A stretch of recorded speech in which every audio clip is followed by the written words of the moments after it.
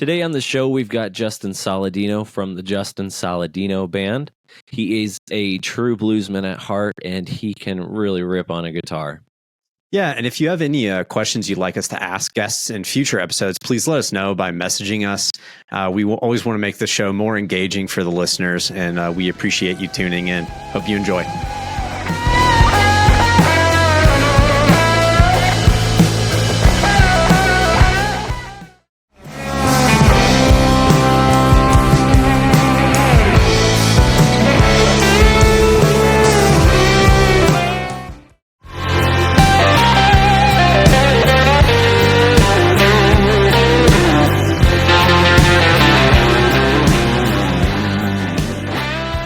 Thanks so much, Justin Saladino, for hanging out with us, talking guitar, talking, gear and musical influences. We're really excited to have you on. So just to kind of start it off, what was your first exposure to guitar? I mean, what got you into this?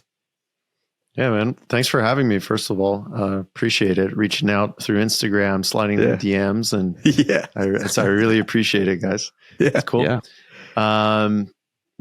First experience started really young. So the background is my uncle has played professionally for a long time, has taught guitar for a long time, and he still works in music at a distributor in Montreal, Jam Industries.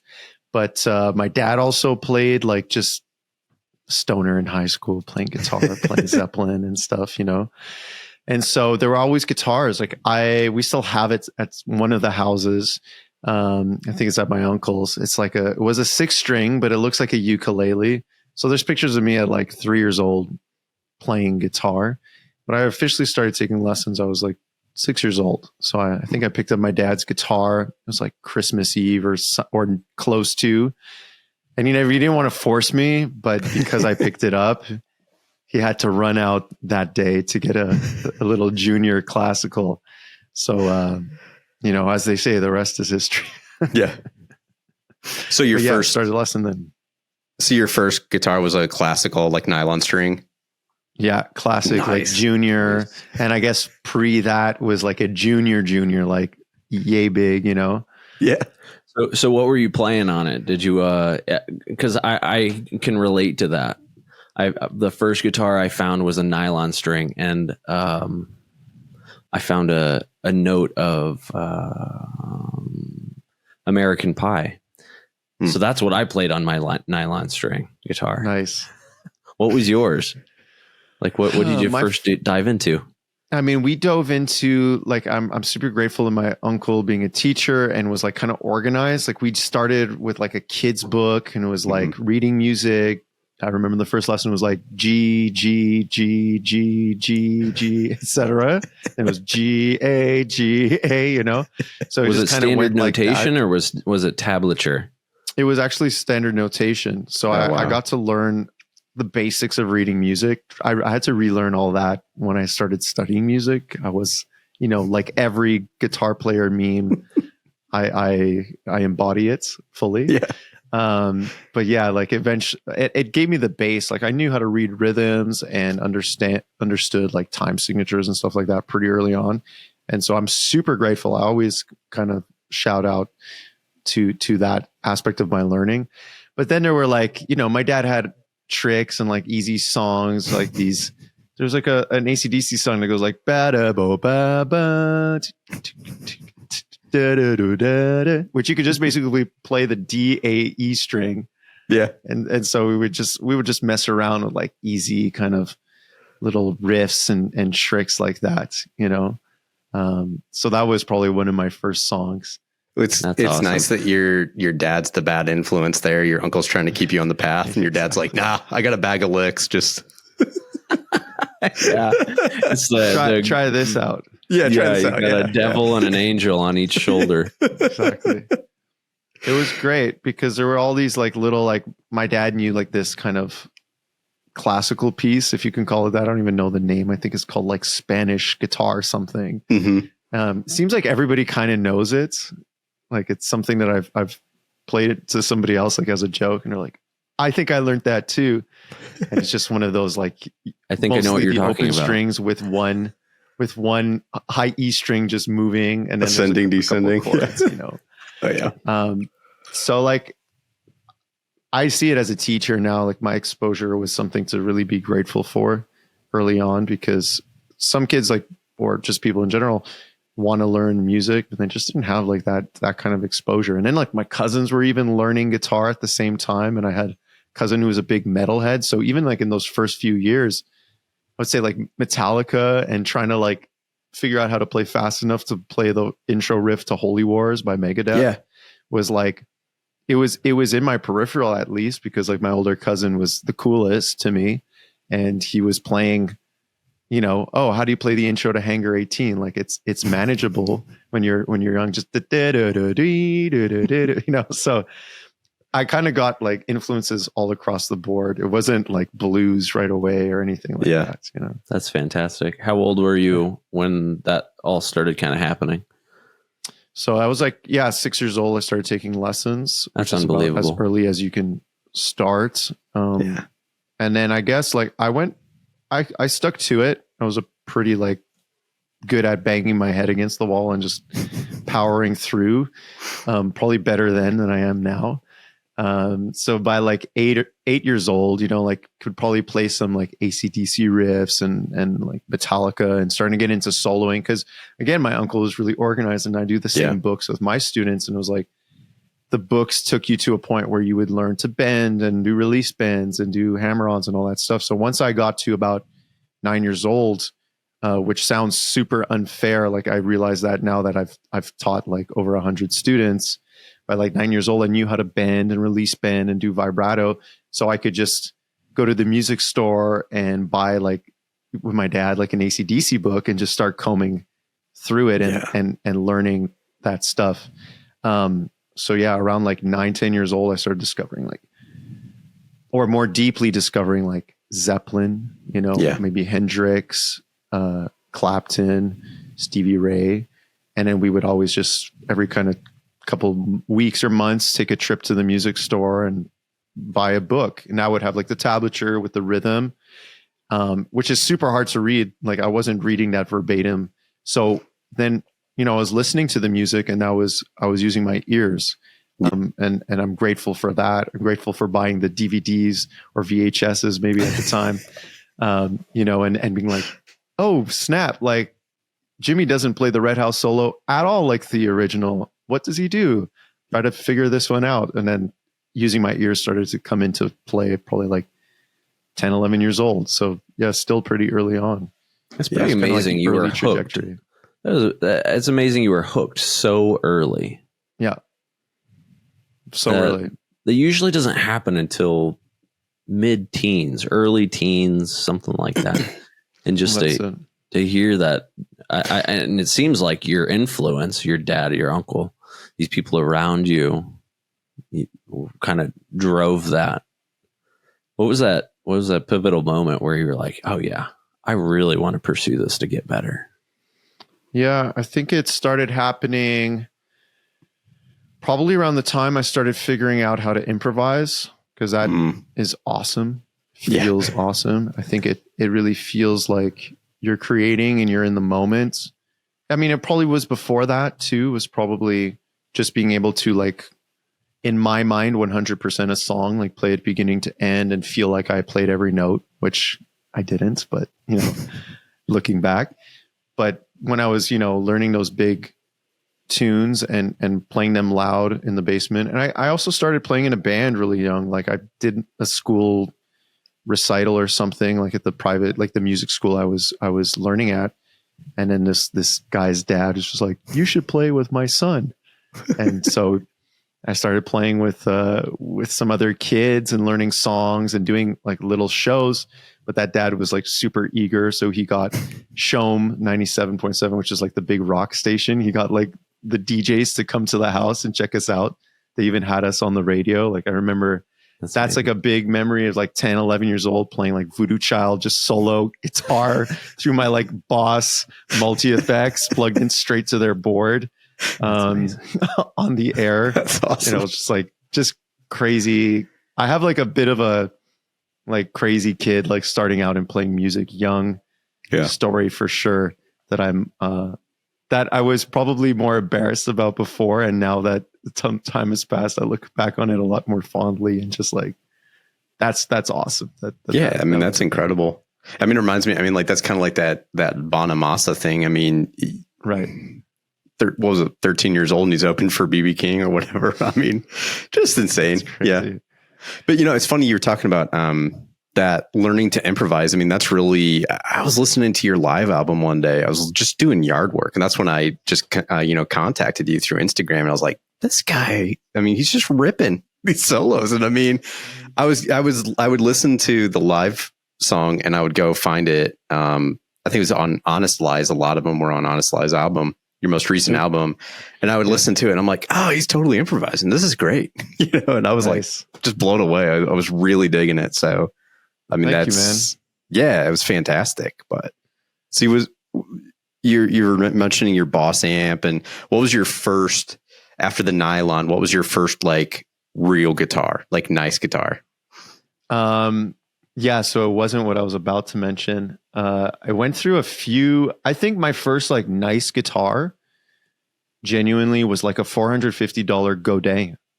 Oh yeah, those things, well, they've gone pretty international. I guess like everybody kind of knows what a Godin is now, but at the time, like they were just kind of, I think maybe I'm wrong. They were kind of more niche in Quebec, being a Quebec company, but they're just like these guitars that are way overbuilt for the price. So, I mean, I still have that guitar lying around somewhere, probably warped because I left it like detuned in a basement somewhere. But that was like my first like HSS. It didn't go out of tune when I would bend. I could, beat the shit out of it, and it was still like it would still handle your workhorse. And because like pre that I had like $100 no name, like just this black super Strat with a pointy headstock. And then I started learning like Hendrix and stuff and doing like whammy bar stuff with it, and it would just go out of tune every 30 seconds. Yeah. So then it became a Japanese Squire that we found at a cool shop that's now closed down called Kits Music in Montreal. But it was the Squire was really awesome. It was like an 80s Olympic white Japanese Squire. It was like so sweet. I should have held on to it. Yeah. But I went to this jam, 9 years old. I played with these older guys, and it was feedbacking. It had like microphonic pickups. I had no clue what microphonic meant. This is the first time I think about the fact that they were microphonic. And so the guy who's hosting the jam, he goes to my dad. He's like, your son can play. Get him a real American Strat. And then, so my dad was like, all right. So that was my 1970 reissue Strat. Then now I kind of regrettably sold for the nostalgia. Wow. To answer your question, the long answer, that was my first real, 2K guitar, American Strat. American Strat. Everything I see you play, I mean, I know you've got the Junior, the Les Paul. Yeah. Well, no, it's a special, right? Yeah, it's a special, yeah. Yeah. And I see you play that a lot. And then I see it just seems like you really kind of go towards that Strat. That's kind of your home base. Yeah.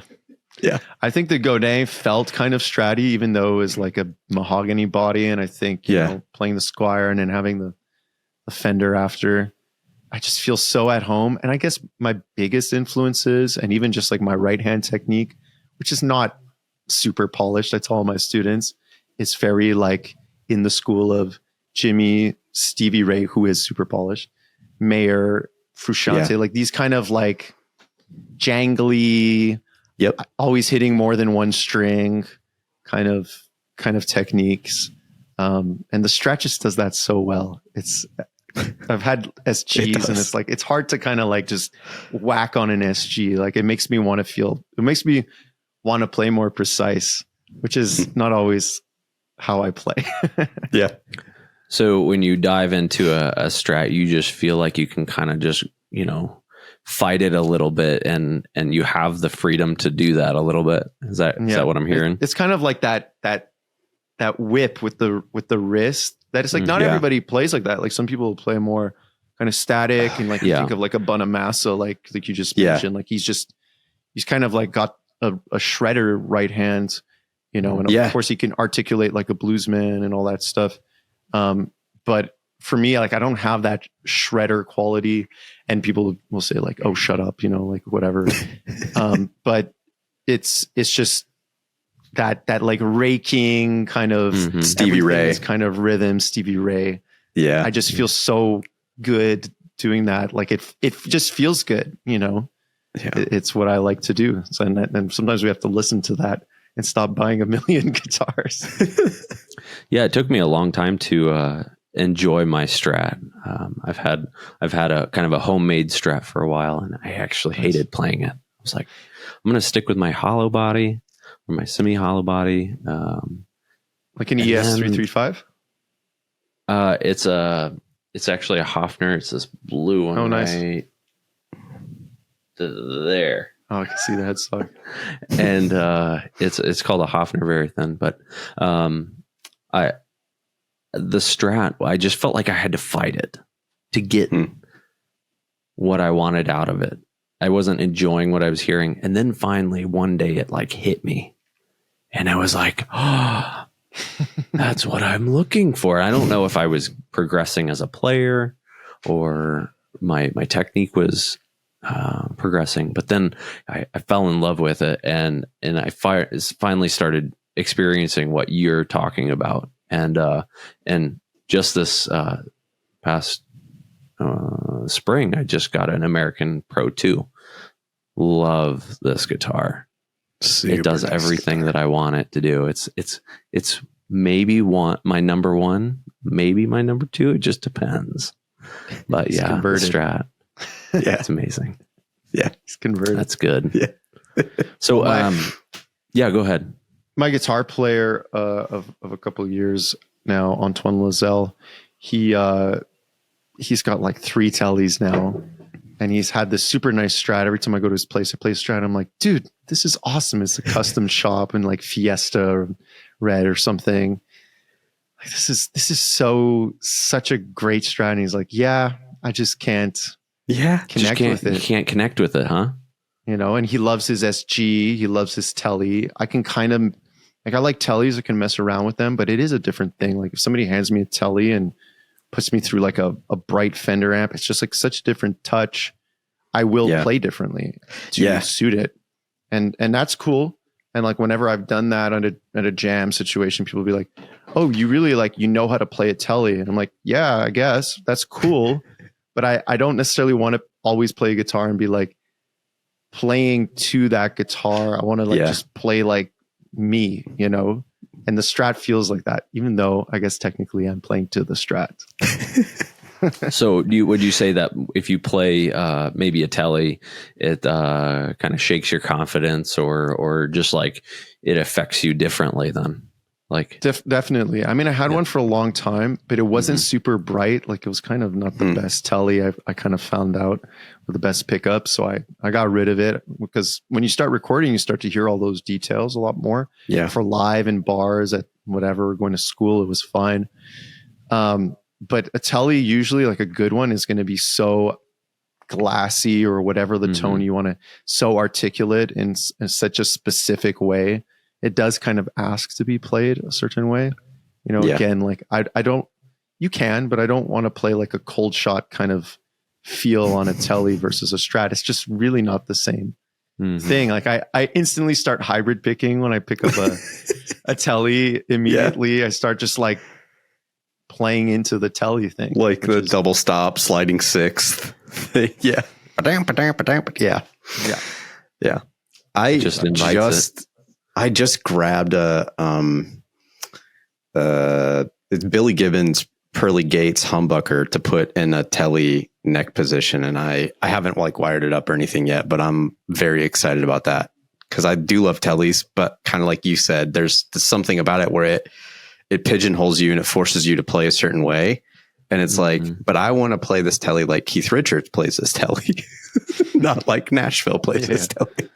Yeah.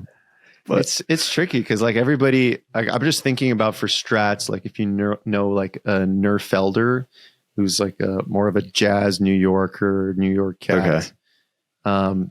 Like he plays like kind of out there jazz stuff on a Strat. And his technique, just if you look at his hands, obviously amazing technique, just looks kind of different. And I don't really think of like a Strat when I think of that kind of playing, but he does it. So I mean, Yeah. there's like always there's always the exceptions, you know, but I definitely can say that I'm a player that every guitar will evoke something different in me. So that's fair. Yeah. Yeah. So you So were do you just have- in. Oh, go ahead, Ryan. Well, I was just going to ask about the different strats that you might have, since that's your go-to. What are the differences between your lineup? And you're like, okay, well, I really feel like for this one song, I need it to do this thing. Like, what are those differences between your one or two or three? How many strats you got? Yeah. I've only got two, but I would like to have more. Oh, yeah, of course. You know, I'm like, actually, I would really like to have like an HSS or something. Oh, yeah. Nice. Kind of like, or gold foil, you know. Anyways, I've Do it. often thought about selling the custom shop, like the Gibsons, and just ending up with like 6 strats for the, you know, $1 for 4 quarters or whatever, Yeah. you know. Do But it. why not? Like the Strat with the humbucker will give me the edge that I'm looking for from the Gibsons. But there's some sentimental. It's hard to let go of the guitars, right? Mhm. Right now I have 2. I have an Eric Johnson signature, and I have a Greco, a 1979 Greco. You guys know what the Greco is? I don't. It's cool. So, have you heard of like the Lawsuit series guitars? Oh yeah. So it's from that, like One of those. Tokai, Ibanez. It's like the Fuji Gen factory that ended up being, and I don't know if it still is, like the high-end custom shop for Ibanez. Mm-hmm. That was the shop that was building Tokai and Greco, and I believe some other companies. And they weren't all necessarily built equal, but there was a pretty high, quality control coming out of there for specific years. And so they were just completely ripping off the specs of the American guitars. That's why, for those who don't know, they're called the Lawsuit series. I don't know that there ever was a Lawsuit. And so I walked in, actually the same place I got my 80s Squire as a kid. I walked into this place, Kit's Music, that again closed sadly. And I think I was just walking in just to hang out because it was that kind of place in the city. And I saw this guitar, Olympic white. I didn't even realize it was a John Mayer sticker on it, but it had like the heart with like the lightning bolt through it from like, I think Battle Studies. Mm-hmm. I was like, oh, what's this guitar with a tacky sticker on it? I picked it up, plugged it in. I was like, okay. I had actually been shopping for, when I bought my 345, I was shopping for I had a bit more budget at the time, like a higher end guitar to go with the Eric Johnson. So like a soft V neck was my obsession, like the Eric Johnson, like this big chunky neck. Mm-hmm. And so I tried custom shops. I went to Toronto where they have like all kinds of stores, and I was trying all kinds of guitars, and I wasn't connecting with them like I do with my Eric Johnson.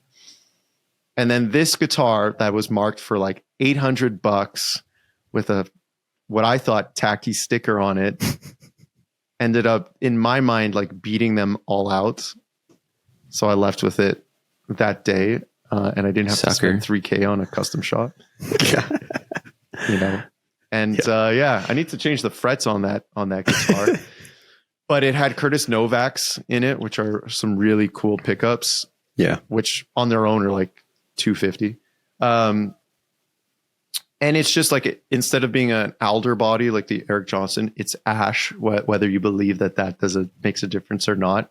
It's just way more like mid scooped and that kind of stratty sound. So it doesn't have like the same punch as the Eric Johnson, but I really want something to sound stratty, what I consider stratty. That guitar has that jangle for sure. So already just between those two guitars that I thought were super similar, they're quite different. Yeah, I had never really heard of like the lawsuit strats. I was familiar with like the Tokais that were really like they went after the Gibson, the Les Pauls, and that was right. But I had never heard. I got to look that up. So it's called a Greco. Greco Okay. or Tokai will both make them. There's some Ibanez, but I can't seem to find like good ones. Like I know I've seen Schofield playing like a cool Ibanez Telecaster. Yeah. They exist, but they've gone up. Like people now, I think, know the value of them. So I've seen them for like more like 2K online. When they used to be these guitars that you could just steal. They were like, they were a joke. I think there might be more in Canada from what I've heard. Probably not anymore at this point. Like it's probably just everywhere. Canada and Europe, because I think those guitars were US made instruments. Yeah. Just like the car manufacturing, just like all that kind of stuff. It's like there's that competition of like the East Asian manufacturing, like Japan especially, versus like the US, like being two great builders. So like get that stuff out of here. Whereas here, I think people were just like, oh yeah, we'll order a few to the shop in the 70s. And I guess people were probably buying them for like $50 at the time. Who knows? It's like, I mean, I look at the price of like what a Les Paul or a Strat was when it came out. And I mean, I know like you got to take into effect inflation and everything, but I'm just like, I was just born at the wrong time. This whole room would just be packed. Yeah. I mean, it's insane. It's not, it's even with inflation, it's just not. It's just not. Yeah, no, it's crazy. And plus they were using old wood. It's what I understand, at least my guitar tech. Yeah. Shout out Fretted Revival. That's what he said is like, it's something about how like dry the woods were and how long they let them sit and how old the trees were. Yeah. Which now like, for the environmentalists, I think there are more trees than there were 50 years ago, but they're saplings and they're young trees. And so they're more humid and more susceptible to warping, So like your new Strat, like, bring it to your tech and keep your room kind of checked out. But I don't think that was such a problem back in the day with those like 50s Les Pauls. They were just tanks. Yeah, and I mean, like you're totally right. I mean, they that wood that they were using was like 5-10 years old and had been dried out, and the grain was super tight, and that's why they were all 12 pounds. But I mean, which yeah. I mean, I wouldn't be mad if somebody gave me a 50s Les Paul, but 12 pounds. Yeah. I mean, even like 9 pounds, 10 pounds. Like, oh my gosh. So, it's true. I played some 57 gold top up at the Chicago Music Exchange one time. I think it was a brick. It was so heavy. It also had $110,000 price tag on it though too. It's crazy. But I mean, that's pretty cheap. Oh yeah, what a deal! Worse, true. Yeah. Some guys around here who have been doing this music thing pretty successfully for a long time have some pretty cool gear. Guys like in their 40s, and I've kind of teased them about. I'm like, where the hell did you get all this stuff? They're like, in the 90s, you could find a 70s or 60s super reverb for like $600. Yeah, now they're like 3-4K to get a black face, exactly. Or so a Klon, a Klon pedal. I mean, was it like $11,000 now? It's insane. Oh, really? I don't think they're that much. I think I heard 5. last, I think like 2 or 5 now. Yeah, they're I've like seen at some least for 5. But I think some of them are like over that, which, that's insane. Yeah. But I've let so it go. It's a good segue into gear. Yeah. As far as your rig, what's your rig look like? How do you set your tones up? You're with pedals and there we go. Okay, let's dive into that a little bit. What do you got? So I got pretty recently, thanks to a buddy who was getting rid of it for a really fair, like an ungodly price. I got a 2-Rock Studio Pro 35, which is, like more of a standard issue 2-Rock, because those things can get really crazy. which I would love to try some of the higher end ones. But this thing sounds great. This is more a newer acquisition that I'm super happy with. The Two Rock Studio Pro 35 with a 112 cab. Seems that I always end up with a 112 cab. I seem happy with it. It's got the cream back, which is a speaker I've been kind of after for a while, and it sounds really good. Nice. And so my Supro, which I got a sponsorship with those guys early on in them releasing, which was really cool because it's really cool. I'm really appreciative.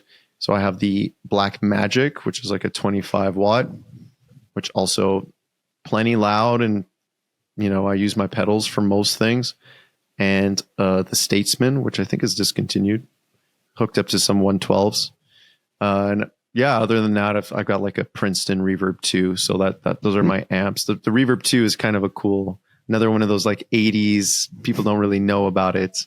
It's a cool amp, but the other amps kind of like beat it out at this point, so it's just sitting there. So yeah, I run basically clean. I try to get it as hot and like feeling good as possible, but I like to be able to have a clean sound, just like compressor clean for funky moments. And when I'm not being lazy, because I live on the 3rd floor, I will bring 2 amps and I will go stereo out of like the Keeley Hydra. That's the last pedal on my board right now, so that I can get a little bit of ping ponging and just a bigger sound. Like, the Supros are a bit darker and warmer than the Two Rock, or the Fender's just brighter, glassier. And the two together will just make there's just something about 2 speakers, 2 different amps. It's just undeniable. Even sometimes 2 mics, like one on the front and one on the back. Sure. Just having more than one signal just broadens up the sound, in my opinion. And so, yeah, that's usually what I'm doing. I'm going into a compressor and then I'm going fuzz, like octave fuzz, and a bunch of boosts, univibe, I love octave fuzz. Some vibe, some delay, but I'm pretty simple with my delays. It's usually like if I have a second guitar player on the gig, like he's using all this kind of atmospheric stuff to fill in the space, and mine is more like a slapback or something. Yeah. What octave fuzz are you using? I'm using the Octopussy by Way Huge. Cattle and Bread. Cattle and Bread. Okay, yeah. That does sound like really a Way cool. Huge name, though. It does. That's why I thought that. They always have the best names. Yeah. It's just it's my favorite pedal to say the name of. Yeah. When people ask. Yeah, I'm really happy with that pedal. I've tried some other ones out. And at the risk of having like a million octafuzzes, which I'm sure one day I will have a million octafuzzes, but for now we have other priorities. Yeah. So I've never used that pedal. Can you explain that a little bit about some of those functions in it? Yeah, it's funny because the volume is reversed. So when you put it all the way clockwise, it's off, but it's got a volume, like just a master.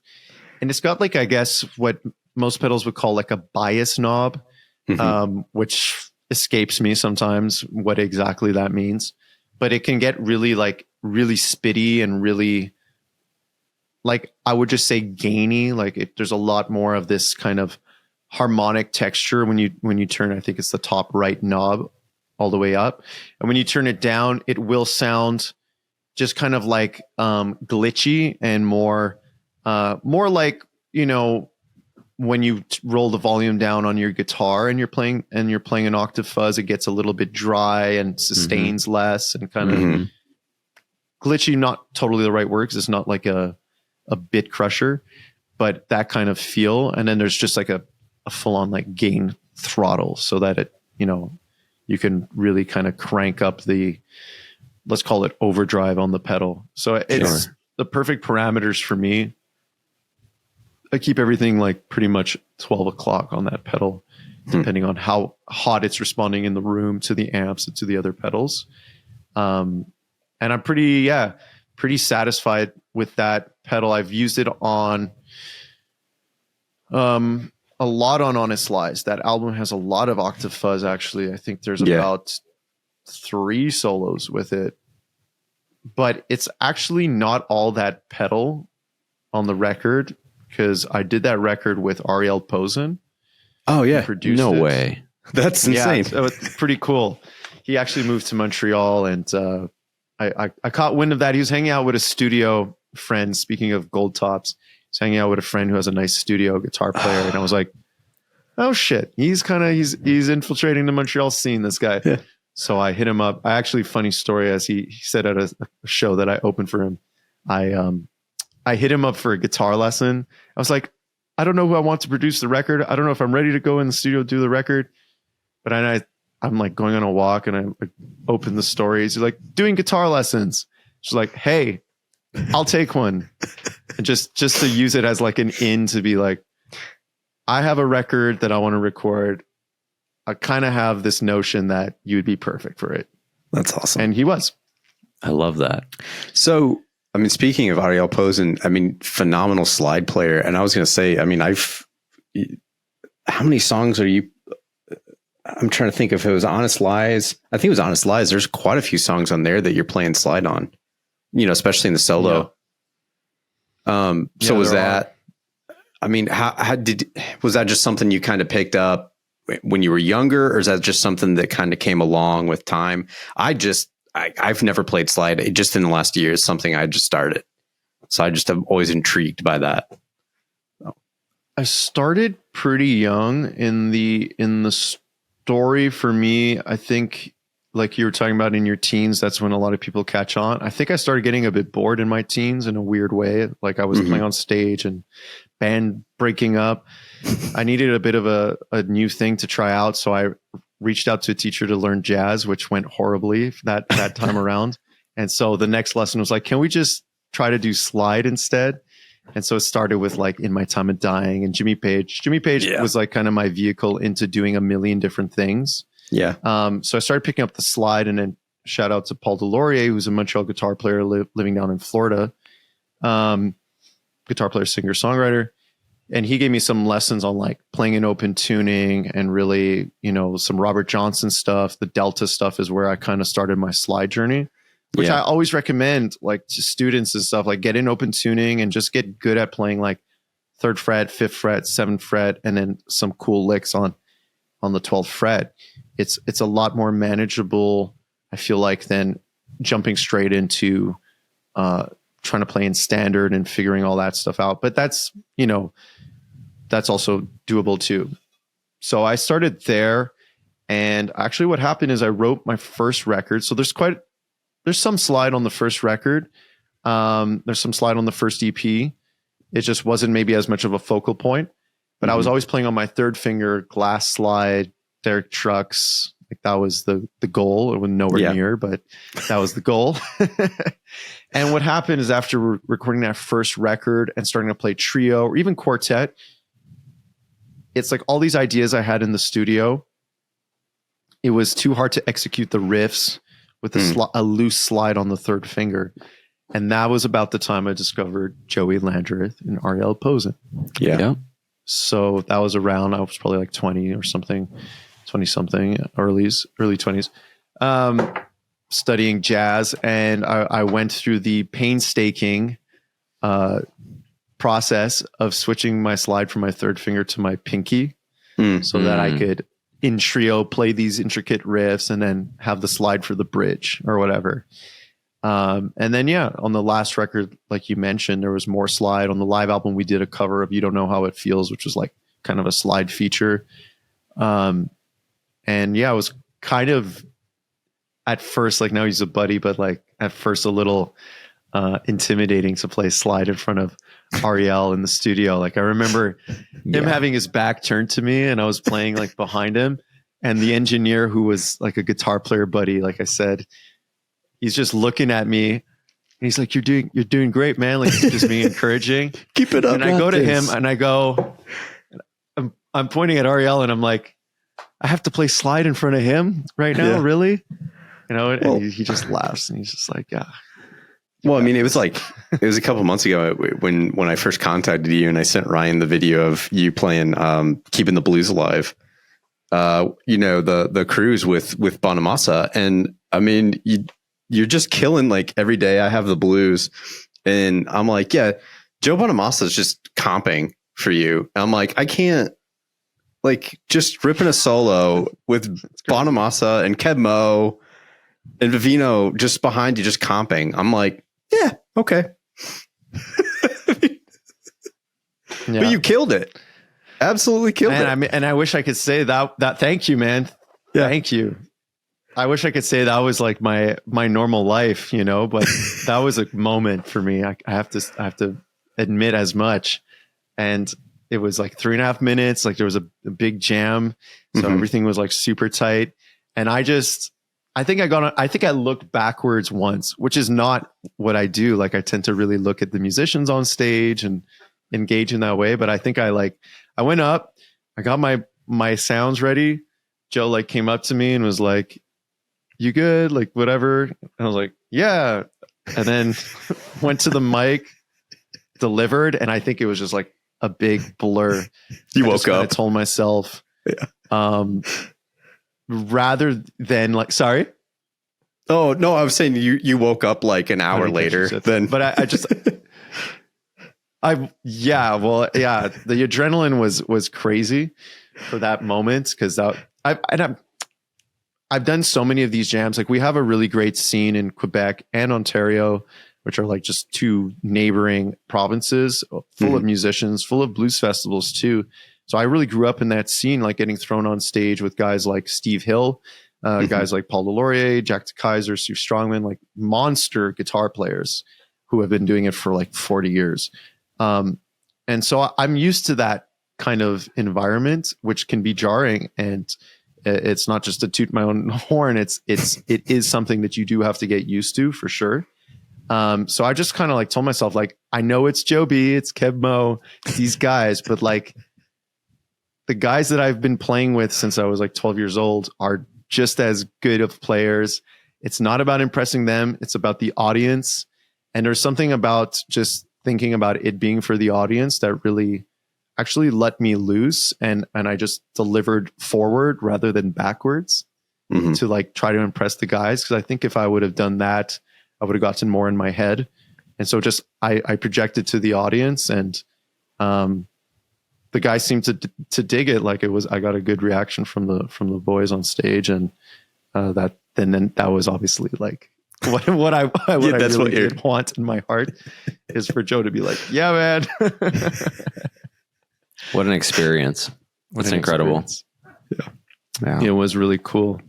Yeah. I mean, that was a big one. It was like, and then I always get that big adrenaline push, but then it's like the down after is crazy. I was like, oh, I played so shit. Oh my God. Blah, blah, blah.